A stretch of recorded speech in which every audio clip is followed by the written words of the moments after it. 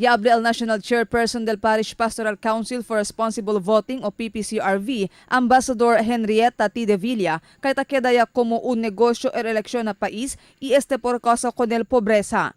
Por causa según na pobreza si porque tiene del mga botante el ta vende kon di ila mga boto na mga kandidato. Ibig sabihin, nagiging kultura na ng ating eleksyon na ito ang negosyo.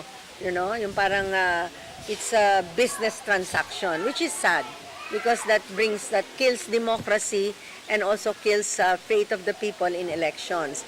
Según con De Villa, este también según el razón si porque Cheneves, el mali candidato el quien sale elegido na eleksyon y no hay habilidad para manejar buenamente con el gobierno. Si De Villa ya habla, aquí ta entra el de ila advocacia de no to vote buying y vote selling. Meron kaming binuong voters education module ngayon. Ang tawag namin One Good Vote. Ano ba yung tinututukan ng One Good Vote? Kamukha nung tanong kanina. What is special about these elections that we should pay attention to? First of all, vote buying and vote selling.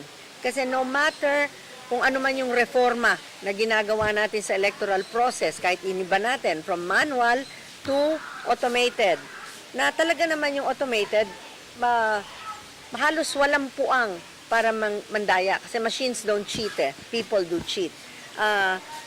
Pero ang hindi natitigil, ang patuloy-tuloy na increasing even is vote buying and vote selling, which is a crime and which is a sin, no? Según con De Villa, depende na boto del mga gente el futuro del país. Por eso adverte según sila con el mga botante para eskuhin bonamente con el mga kandidato kung quien sila ay elihin na Mayo 9 eleksyon.